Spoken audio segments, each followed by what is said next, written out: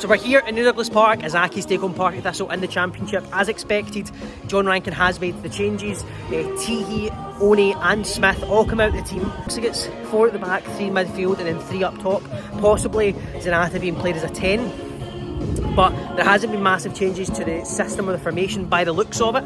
On paper, it looks as if it's just changes to the personnel. So if we're going to get anything out of this game, we're going to need a big reaction. We're currently sitting bottom of the table, just on goal difference at the moment, but I believe we're 4 points adrift to pull away from this bottom 2. So I don't know, depending on how other results go, we could be very much adrift, and it's only middle of October, reaching the end of October. So we need a massive reaction from our last game. We lost 5-0 to Morton. I don't need to remind anybody, but we need the team to go out. We need them giving 100%. We need them in the opposition's faces. We need to start creating chances. When we create them, we need to start taking them. I think that's 3 games in the bounce without scoring a goal. So we need to fix that record. It's going to be very tough. Part of this, so we're currently sitting top of the table. So it's definitely not going to be pushovers. Well, by the look of it, the majority of people are going with a loss today. So let's hope that we're wrong, and let's hope that we're wrong, and let's hope we can get 3 points.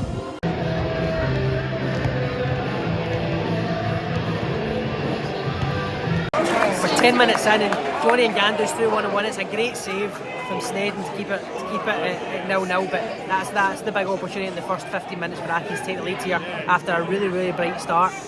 We started bright, we're fighting for the ball, we're creating chances, but that was the cleanest of them yet, and he so nearly made it 1-0. Andy Ryan gets really lucky, the ball lands to him, he tries to chip the keeper, it just goes by the post. Another good chance for Accies to 1-0 up. Just before that though, Partick Thistle hit the post. Stephen Lawson cuts inside, crosses it to the back post, and it's off the post and Philton clears. So you can see how dangerous Partick can be, or how open we can be at the back. But 2 good chances for Accies to go 1-0 up here in this game.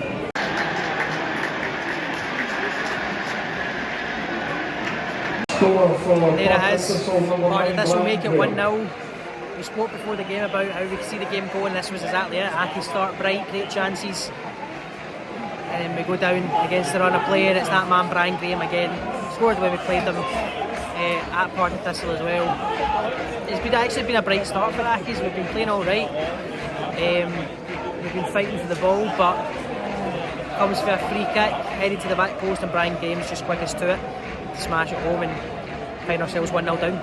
So it's half time, players are just running out for the start of the second, and it's going exactly as we thought it would go. We started well, we had chances, but we find ourselves 1-0 down. It's Brian Graham again scoring against Accies. It's a free kick, it's whipped into the back post, and he's just there, reacts quickest and blasts the ball home. Through 1-1 with Johnny and Gandu, who really does need to score. I don't necessarily think it's a fantastic save, I think it's just a poor attempt at goal. But we find ourselves 1-0 down at half time, and no changes at the break, but we need a big second half. Let's get an early goal and hopefully push on for more. Because we've not been playing badly, that's the frustrating thing, is we've not been playing poorly. But once again, luck is on our side and we find ourselves 1-0 down. So let's hope for a much better second half. Let's hope we can get 2 goals and 3 points. So feeling pretty deflated now.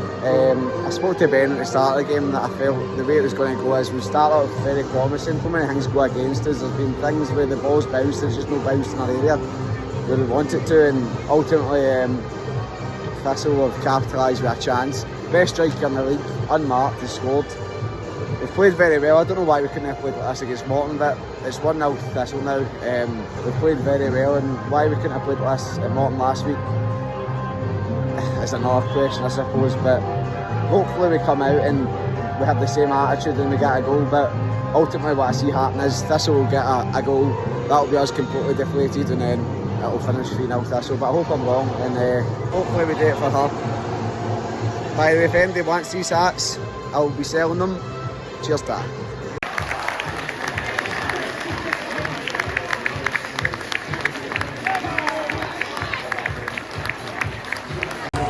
Accies equalise early on into the second half, and it's Andy Ryan who gets the goal.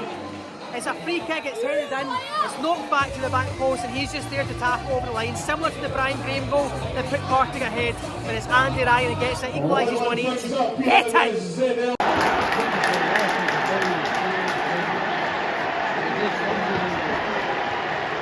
Scott Tiffany comes on, and immediately makes an impact. He's caused problems for Doyle down this right hand side, and ball's played short for a corner. He tucks inside and just fires it into the far post.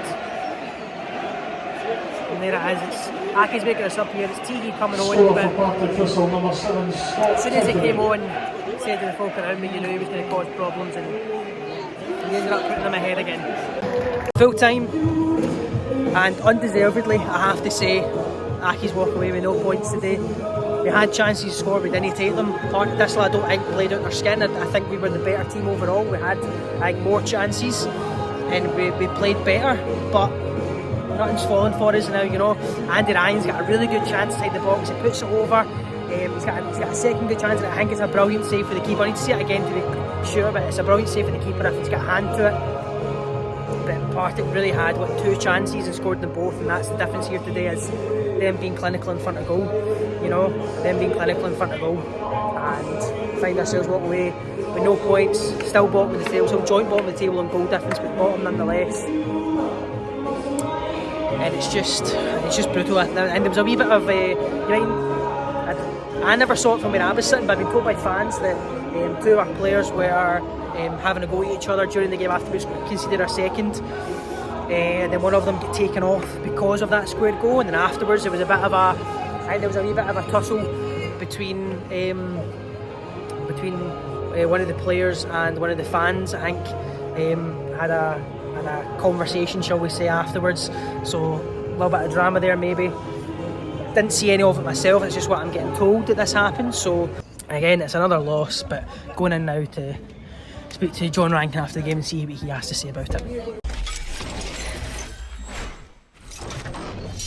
To be honest, even with the first half, I felt we're disappointed not to take something to the game. Johnny and Gando's chance in the first 15 minutes, I think he must score. Being honest, he must score.